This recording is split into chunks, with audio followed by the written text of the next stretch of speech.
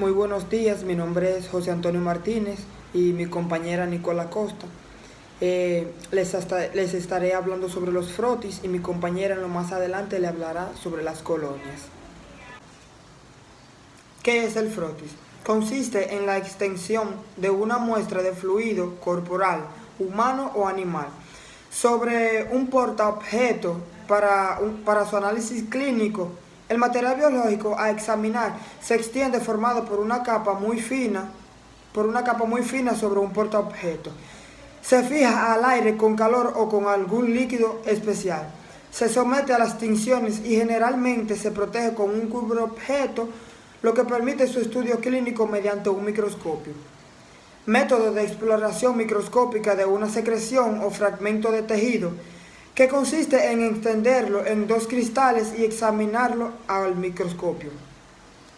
Se denomina frotis a la extensión que se realiza sobre un portaobjeto de una muestra o cultivo con objeto de separar lo más posible los microorganismos.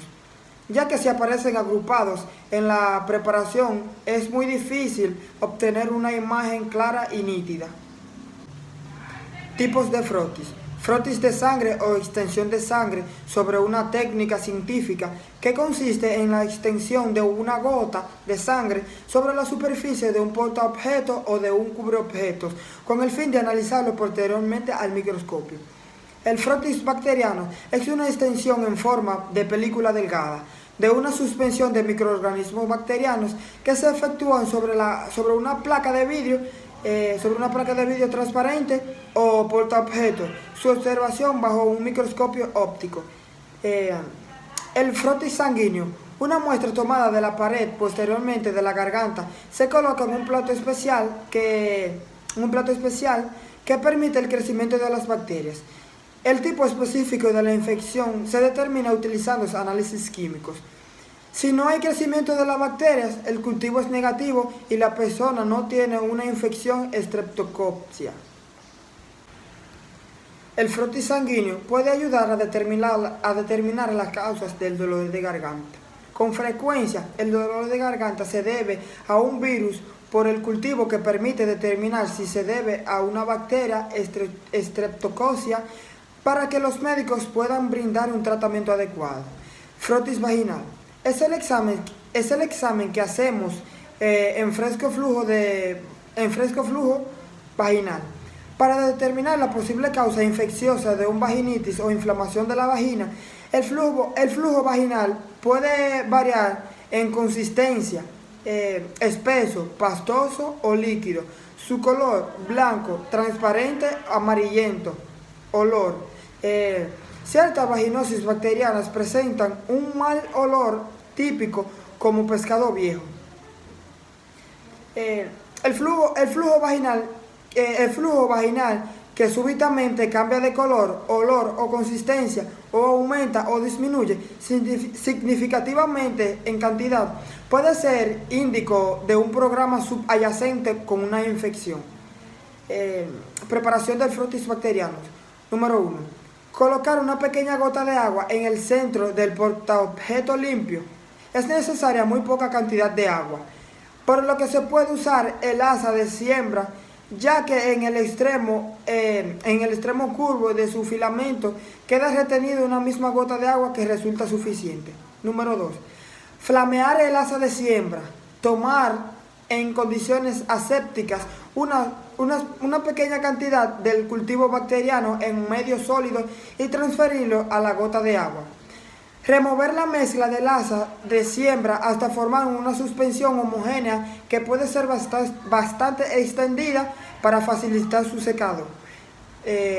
Si la muestra se toma de un cultivo en medio líquido, no es necesario realizar los dos primeros pasos, ya que basta con colocar y extender una gota de la suspensión bacteriana, que se toma con el asa de siembra directamente sobre el portaobjeto. Número 3. Esperar hasta que el líquido se evapore o acelere su evaporación, acercando el portaobjeto a la llama del mechero.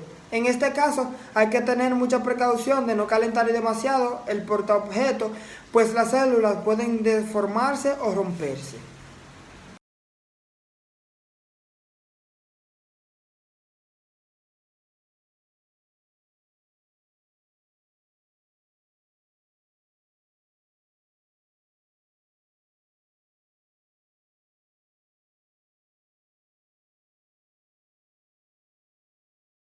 Buen día, mi nombre es Nicola Costa Rodríguez y hoy les estaré hablando sobre la morfología de las colonias. ¿Qué es una colonia? En microbiología se le denomina colonia a un mismo tipo de grupo de microorganismos.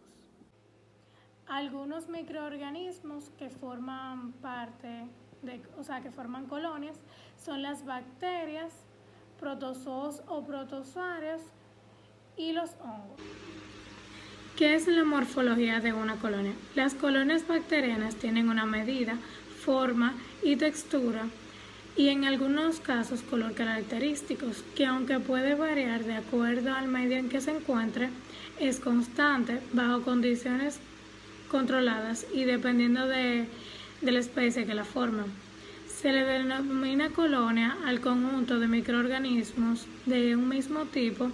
Algunos microorganismos que forman colonias son las bacterias, los hongos y los protozoos o protozoarios. Generalmente se reporta la morfología colonial tal como uno la percibe. Por ejemplo, si se ve que las colonias bacterianas son como puntitos, pues se reporta que son puntiformes. Si son lisas, se reporta que son lisas. Si observas que están como moco, se reporta como mucosas. Si su color es amarillento, se reporta como de color amarillante y así sucesivamente. También puede agregarse características que consideres importantes para identificarlas. Por ejemplo, el olor. Morfología colonial. Tipos de forma, puntiformes, aquellas que crecen como pequeños agregados de puntos cercanos entre sí. Circulares, son colonias muy uniformes, completamente redondas. Filamentosas, son las colonias que crecen como filamentos que se proyectan desde una región central o núcleo. Irregulares son las colonias que no tienen formas definidas y que son más bien amorfas. Rizoides. Como su nombre lo indica, estas colonias crecen de forma semejante a las raíces de una planta. Fusiformes. Son aquellas colonias que presentan una forma alargada, como si se tratara de un elipse cuyos bordes han sido estirados longitudinalmente. Elevación. Finalmente, según la elevación que se presenta en estos agregados celulares bacterianos sobre un medio sólido, las colonias pueden ser planas, las que tienen poca o ninguna elevación. Elevadas se proyectan ligeramente sobre la superficie, pero lo hacen de manera regular, es decir, la elevación es uniforme en todo el diámetro de las colonias. Convexas, las que se elevan notoriamente en el centro, pero su margen permanecen adosados al margen. Pulvinadas, las que se asemejan a un domo que sobresalen de la superficie prominentemente. Umbonadas son aquellas colonias que presentan bordes elevados, pero que se caracterizan por proyectar una mayor masa de células hacia el centro, adquiriendo una forma similar a una mamiliforme. También están las montañosas y las cratiformes. Las colonias también se van a distinguir por su margen. Tienen margen entero, ondulado, lobulado, erosionado, filamentoso y rizados. Son aquellas que se ven como anillos de un árbol. También se clasifican por tener textura. Además de las características mencionadas, las colonias bacterianas también pueden presentar texturas diferentes que pueden ser apreciadas a simple vista, de modo tal que sean definidas las colonias. Estas se van a definir entre suaves y brillantes, rugosas, arrugadas, secas o con aspecto polvoriento. Las bacterias presentan una amplia variedad de tamaños y formas. La mayoría presenta un tamaño 10 veces menor que el de las células eucariotas es decir, entre 0,5 y 5,1. La forma de las bacterias es muy variada y a menudo una misma especie adopta distintos tipos morfológicos, lo que se conoce como pleomorfismo. Característica del crecimiento colonial.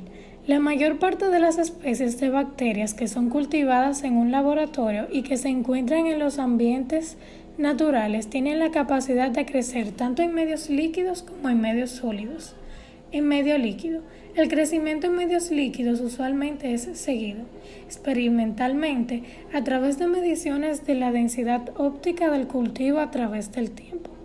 Este proceso consiste en inocular un medio nutritivo estéril con la especie bacteriana de interés y hacer un seguimiento en el tiempo del aumento de turbidez, que es determinado como un aumento de la densidad óptica, la cual se mide con un aparato electrónico denominado espectrofotómetro.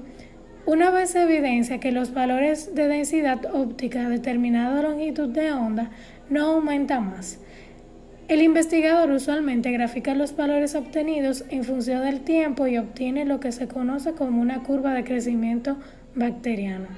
En las curvas así obtenidas es fácilmente apreciable un comportamiento regular, porque se da prácticamente en todas las especies de bacterias analizadas, pues se observan 4 fases bien definidas: una fase lag o de retardo, una fase logarítmica o exponencial de crecimiento brusco, una fase estacionaria, el plató de las curvas, una fase de muerte, disminución de la densidad óptica.